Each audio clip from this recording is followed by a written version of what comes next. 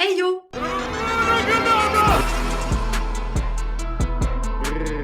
Alors on se retrouve aujourd'hui pour la vidéo favoris de l'année 2023. Il y a eu des favoris mode, des favoris beauté, des favoris ménage, bref des favoris en veux-tu, en voilà.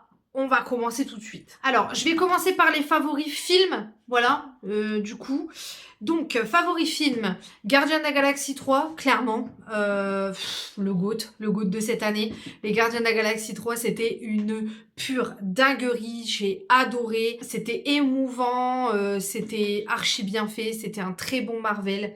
Franchement, j'ai kiffé. Voilà, les Gardiens de la Galaxie 3, pour moi, meilleur Marvel de cette année.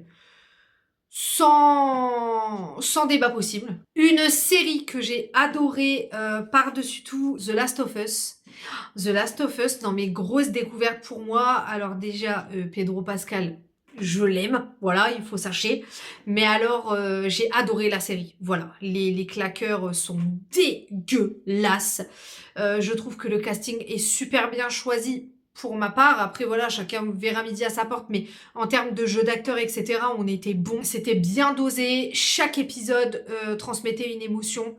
Franchement, j'ai adoré The Last of Us. J'ai hâte de la saison 2. Vraiment, vraiment très hâte. Un film très old school que j'ai découvert cette année sur Netflix, c'est Peur Primal.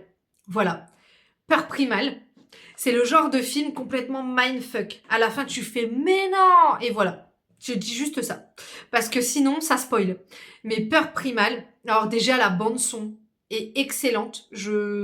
Enfin, peut-être il y en a, ils me diront je vois pas de où. Mais moi, je trouve en fait. Je trouve que si.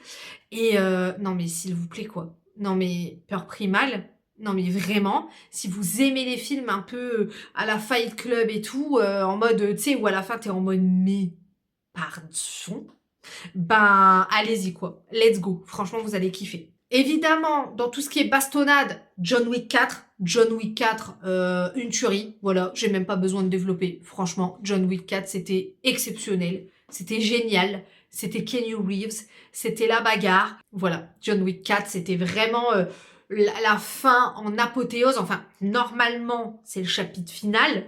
Mais qu'est-ce que c'est qu'on en sait, on sait pas vraiment.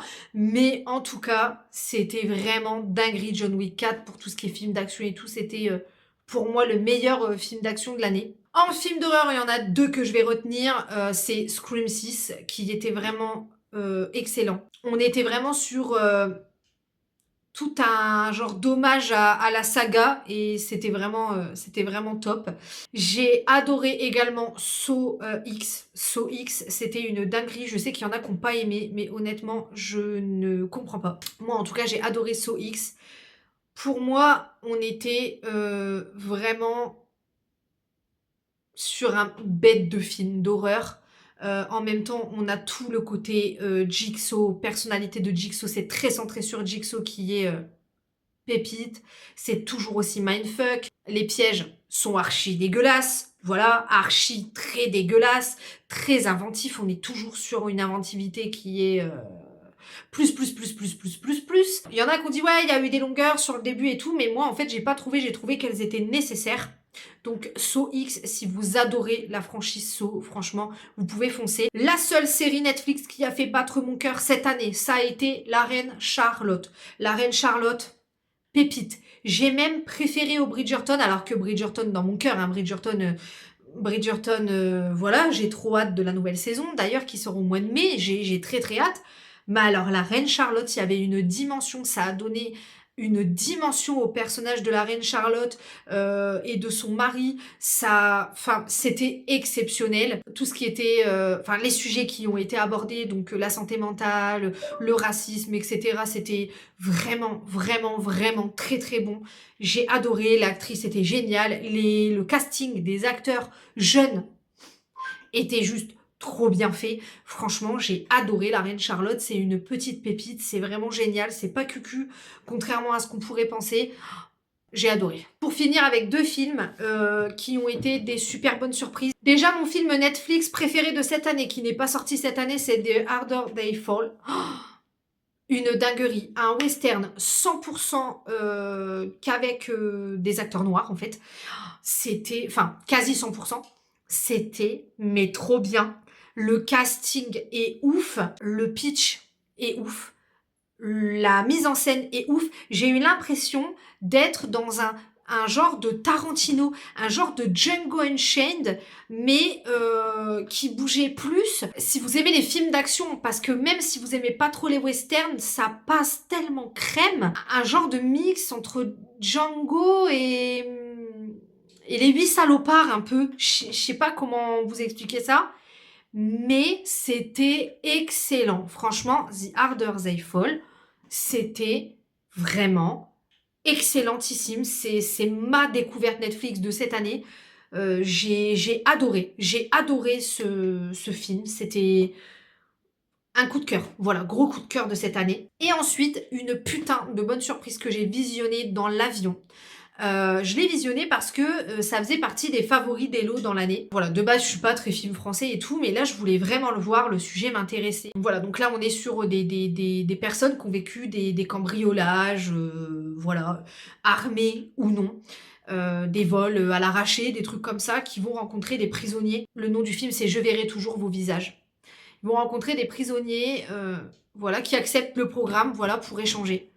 Et franchement, ce film, c'est une dinguerie. Alors, il y a des moments du film qui m'ont retourné, qui m'ont énervé. J'avais envie de rentrer dans l'écran, de péter un câble. Mais c'est pas à cause du film parce qu'il était nul. C'est le sujet, en fait.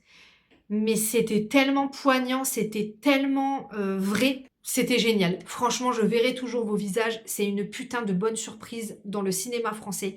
J'ai adoré ce film. Je regrette pas de l'avoir visionné dans l'avion. Et je le conseille à vraiment tout le monde. Franchement, c'était excellent. Le casting est excellent. Leila Bekti. Bon, bref. Le casting est excellent, les acteurs sont très bons, vraiment c'était génial, j'ai adoré. Ensuite, alors en favori beauté, il n'y en a pas énormément, parce que bon, j'ai pas énormément testé de choses, je suis un peu restée sur mes basiques, j'ai trouvé un petit peu mes routines parfaites, entre guillemets pour moi. Donc d'abord, une marque, l'Arbre Vert, voilà, ça c'est un de mes favoris de cette année, voilà, les shampoings, les gels douche, l'Arbre Vert... bonne compo, vendue en supermarché, pas excessivement cher. L'Arbre Vert, un top pour moi. Les shampoings, c'est mes shampoings qui sont devenus habituels. Je ne prends quasiment que ça en gel douche. Je fais une exception pour Yves Rocher et pour Lush de temps en temps, mais je ne prends quasiment que ça. L'Arbre Vert, voilà. L'Arbre Vert, ma cam, voilà. Elle avait sponsor l'Arbre Vert, Gwen, comme dirait Jenny. Voilà, l'Arbre Vert. En soins également, donc ce sera des produits de la marque Aromazone que j'ai adoré. Alors j'aime tous les produits que j'ai testés chez Aromazone. Mais il y en a qui se sont différenciés par coup de cœur. On est vraiment sur des favoris. Donc j'ai aimé tous les produits que j'ai testés. Mais alors ces trois-là, c'est mes favoris de tous les temps. Donc déjà la crème neutre jeunesse, donc elle correspond à ma peau. Ma peau à la base, j'avais une peau mixte. Elle est devenue sèche, surtout ici. Elle a tendance un peu encore à briller, mais vraiment c'est léger. Voilà, très léger. Donc je suis passée sur des crèmes, entre guillemets, anti-âge, nourrissantes, etc. Elle n'a pas d'odeur, très bonne composition, voilà, Aromazone. À l'acide hyaluronique pour peau normale à sèche. Donc si vous avez la peau normale, vous pouvez l'utiliser. Peau grasse, je conseillerais plutôt la bleue que j'utilise le matin pour ma part. Mais ça, c'est devenu ma crème de nuit. Je la rachète, je l'ai rachetée à plusieurs reprises toute l'année. Un favori. Avec cette crème de nuit là, ça c'est mon gros favori. Je vous l'avais peut-être déjà présenté l'année dernière, je sais pas, mais je vous le représente là parce que c'est mon gros favori de l'année. Le sérum au bakuchiol Aromazone. Je peux pas m'en passer. Voilà. J'ai déjà été en panne et j'ai dû faire une semaine sans et ma peau, elle l'a senti quoi. Ce sérum là, comment il te replumpe ta peau, comment il t'enlève la desséchage de la peau. Bref, c'est une dinguerie. J'ai adoré ce produit et je le recommanderai encore. Et grosse découverte et gros favori aussi de cette année, c'est leur sérum à l'acide hyaluronique. Je le mets tous les matins, je le mets pas le soir parce que le soir, bah, je mets le bakuchiol. C'est une dinguerie. Il a un petit côté grippe, voilà, qui peut servir aussi de base au make-up. Lui, je le conseille pour toutes les peaux. Même les peaux grasses, les peaux, toutes les peaux. Voilà. Je le conseille, c'est une dinguerie, c'est un go-to. S'il y a un seul produit chez Aromazone qui peut convenir à tout le monde et qu'il faut commander, c'est ça. En make-up, j'ai juste 2 favoris parce que comme je vous l'ai dit, j'ai pas testé grand-chose. J'ai juste maquillé mon teint, j'ai gardé mes produits habituels quasiment. J'ai pas forcément de favoris. Mais par contre, le anti-cerne ELF comme ça, Hydrating Camo Concealer, c'est une dinguerie. Voilà, il est même mieux que le Tarte, je le préfère.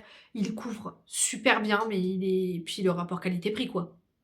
Dispo sur Beauty Bay. Et ça, c'était mon frère qui me l'avait ramené. Il l'avait eu en école de coiffure pendant un genre de séminaire et tout. Et en fait, c'est un échantillon du Lancôme Noir Hypnotique. Ce mascara est une dinguerie, sachez-le. Je pense le racheter en grand format. Ce qui me fait juste chier, c'est le prix.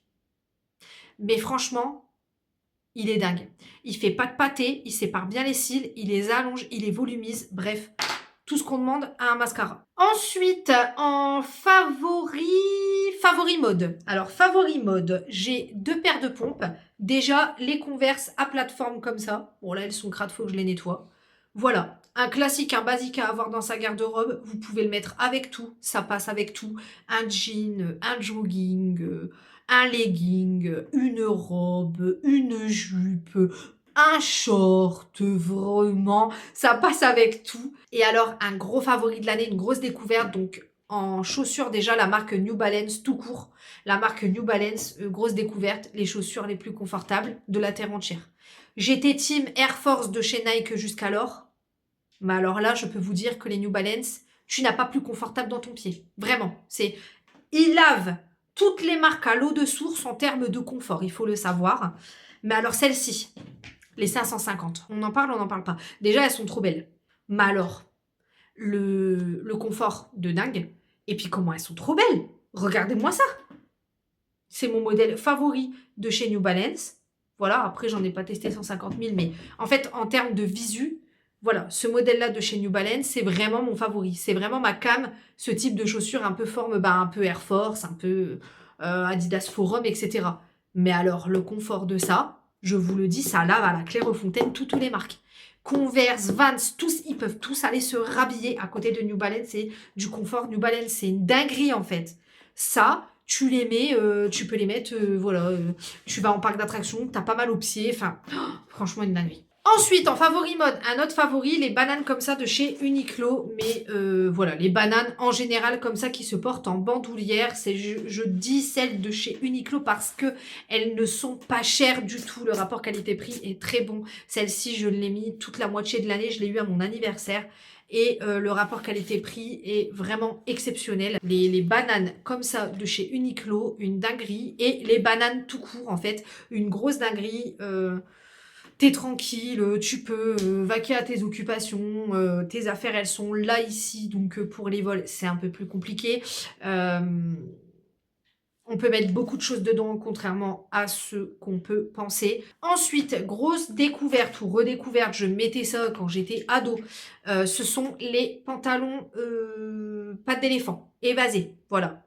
Donc là j'en avais acheté un chez Shein, un noir, je l'ai poncé tout l'hiver avec une paire de Converse ou avec une paire de boots, ça rend trop, trop, trop bien. Ça apporte un petit lust à une tenue, un petit twist qui change du jean droit. Vraiment, j'ai adoré et je pense que je vais me racheter des jeans de ce type de modèle dans l'année. Certainement peut-être un clair pour l'été, je verrai. Et un autre favori qui était déjà un favori l'année dernière, mais je ne vous l'avais pas montré dans la vidéo l'année dernière, c'est cette veste-là. Donc que j'avais eu en seconde main sur Vinted, c'est une Zara, mais je l'ai eu en seconde main, ok. En fait, c'est un perfecto super loose, c'est-à-dire qu'il m'arrive en dessous des fesses et il est archi loose. C'est fait exprès, la coupe est comme ça en fait.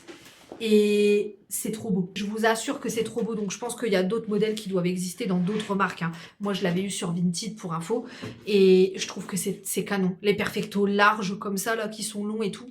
J'adore ma vie. Je kiffe. Des favoris jeux vidéo. Favoris jeux vidéo. Sans aucun étonnement. Disney Dreamlight Valley. Bon.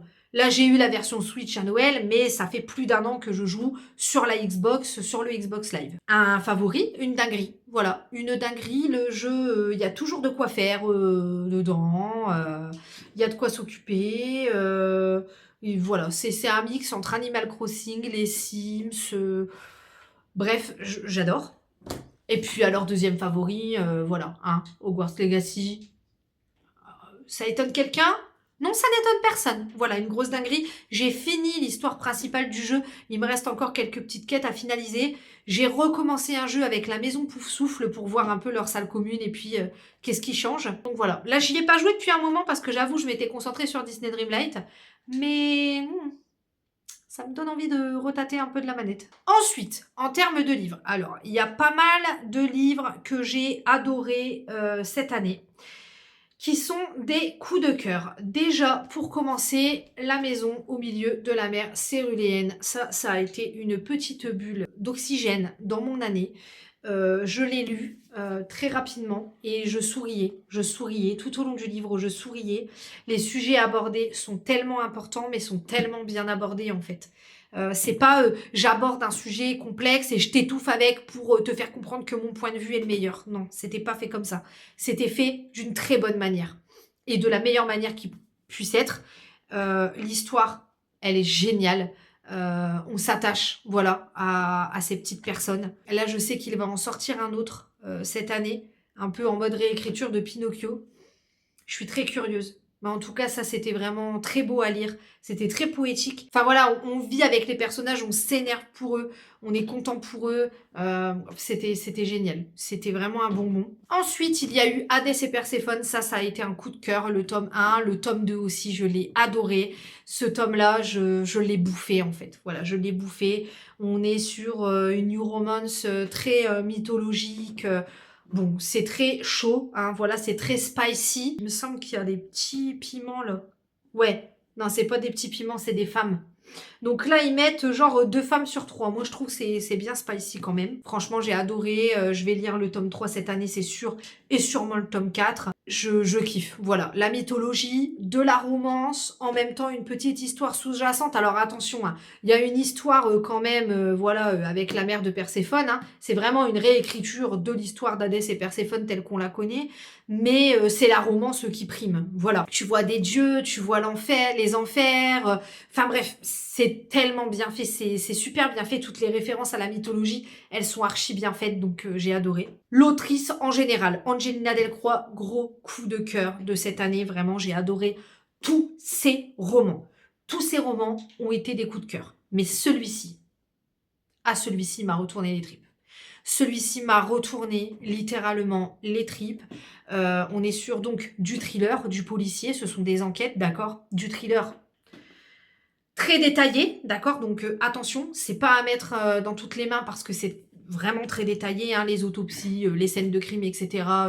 Elle y va pas avec le dos de la cuillère, c'est pas le but. Ce roman-là, il évoque les organisations pédophiles. Ça m'a retourné les tripes et surtout quand j'ai vu les sources de fin, d'accord?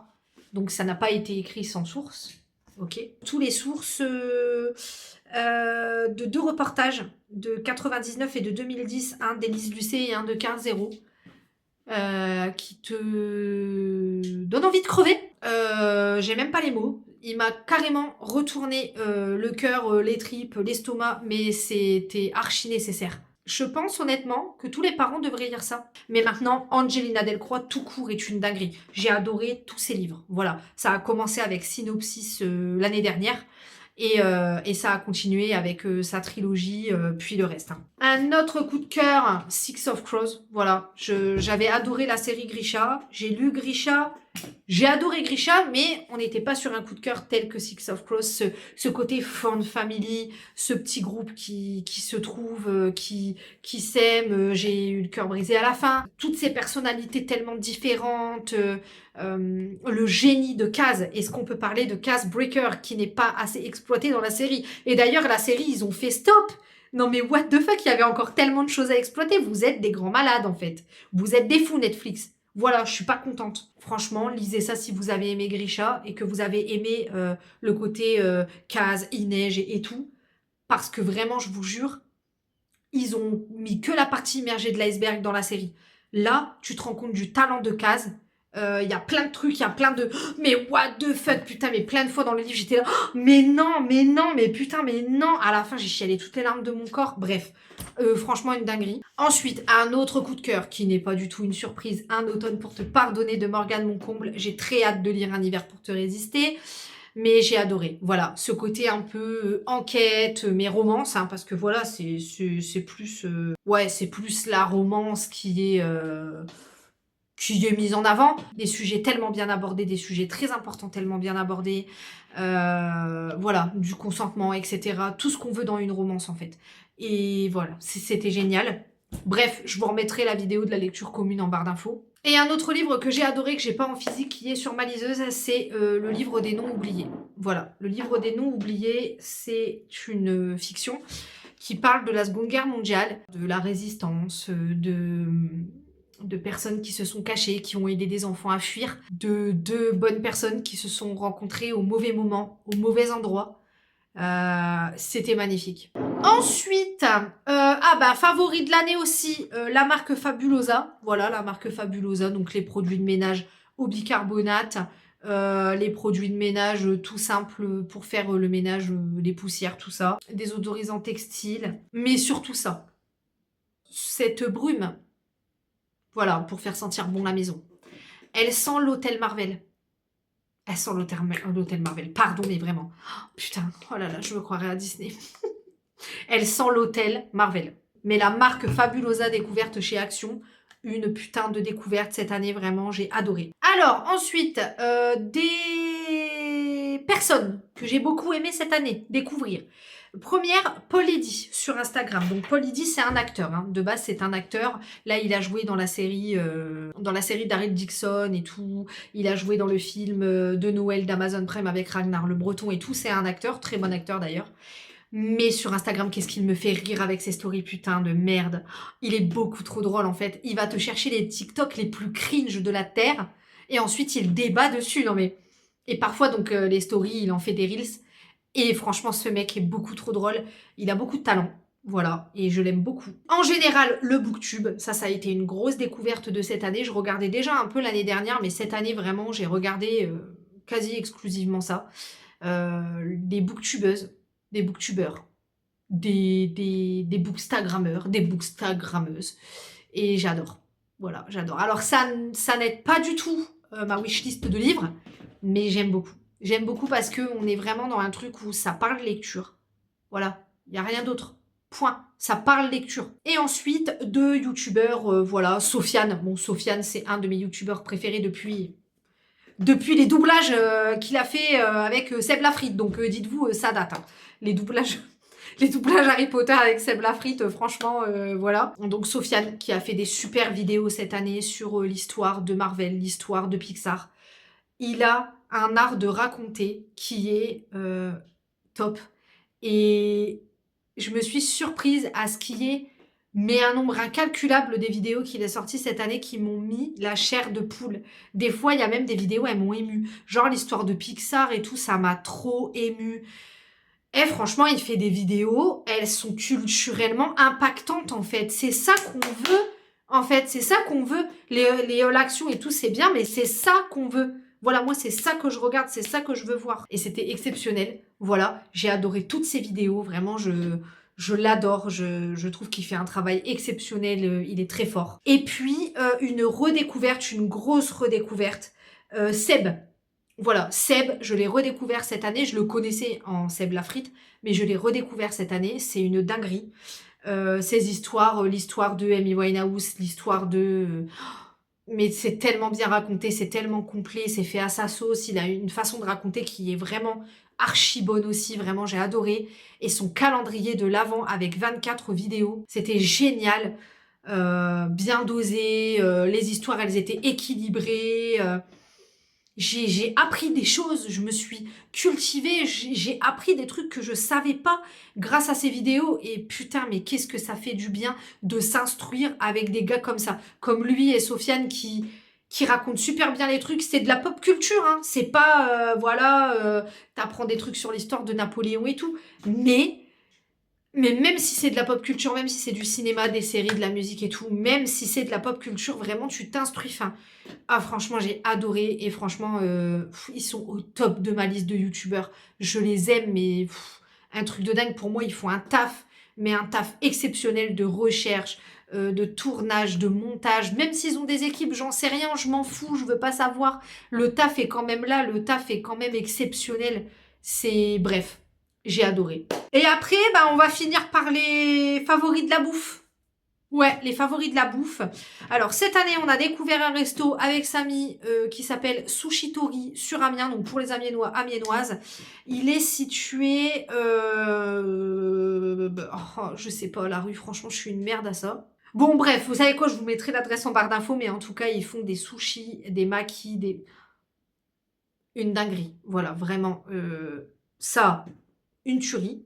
Les bobounes du Feu du Dragon, meilleure boboune d'Amiens. Je suis désolée, il n'y a même pas de débat en fait. Tout est bon dans leurs bobounes, c'est les meilleures bobounes. Excellent, franchement, Feu du Dragon à la gare. J'ai même pas les mots tellement c'est bon. Donc déjà, j'ai adoré ces deux thés là que Hello m'a offert. C'est des coups de cœur. Le Noël des chérubins, donc le rooibos au caramel et à la pomme, il est excellent. Et le Au coin du feu, le thé oolong à la châtaigne et aux fleurs de tournesol, il est voilà. Ils sont tous les deux excellents, ils sont tous les deux très bons. Je les adore, c'est des coups de cœur. Donc je vais regarder un petit peu, je vais zioter un petit peu cette marque quand je serai en manque de thé. Mais vraiment, grosse découverte, ces deux thés-là. Une grosse découverte de marque aussi, c'est celle-ci, la compagnie anglaise des thés. Notamment le thé noir nomade à la pistache, là, pistache chocolat noisette. Un gros coup de cœur de cette année. Mais la marque, en général, je pense, pourrait être un coup de cœur. Ils ont tellement de choix sur leur site, je pense que pareil, je vais zioter un petit peu quand j'aurai plus de thé. Et ensuite, deux gros favoris. Donc, le compagnie Co Saint-Nicolas. Voilà, c'est un de mes thés préférés de tous les temps. Je l'avais adoré dans le calendrier de l'Avent que j'avais testé. J'avais pas eu l'occasion de le regoûter. Et là, en le reprenant, ça m'a fait réaliser que vraiment, je l'adore. Il est au caramel, à la vanille et tout. Vraiment un thé de Noël, quoi. Et un de mes rooibos favoris, pareil de tous les temps, c'est le My Madeleine de chez Daman. Voilà, archi bon. Une totale dinguerie, mais grosse découverte pour compagnie anglaise et l'autre thé. Je vais vraiment zioter sur ces marques-là cette année quand j'aurai plus de thé pour en tester d'autres. De toute façon, je vous ferai des retours sur Insta comme d'hab. Et voilà, bah voilà, c'est fini pour mes favoris. Dites-moi, vous, en commentaire, si on a des favoris qui sont similaires ou pas, et quels ont été les vôtres, vos gros favoris. Voilà, si vous deviez citer un livre, un film, un produit de beauté... Voilà, lesquels ça serait. Voilà, donnez-moi vos favoris. Et puis, si vous avez les mêmes que moi, n'hésitez pas. Il n'y a pas de flop, j'ai pas forcément retenu des trucs que j'ai pas aimés. En général, quand un truc est pourri, je vous le dis sur Insta, je vous le balance en story et après j'oublie. Donc j'en ai pas, mais donnez-moi aussi vos flops en commentaire. J'ai hâte de vous lire, comme ça me donnera peut-être des idées pour des futures listes d'envie. Et puis, bah voilà, moi je vous dis à la semaine prochaine pour une nouvelle vidéo. Normalement, si tout se passe bien, si tout va bien. Et puis, bah, comme d'hab, je vais vous dire ciao.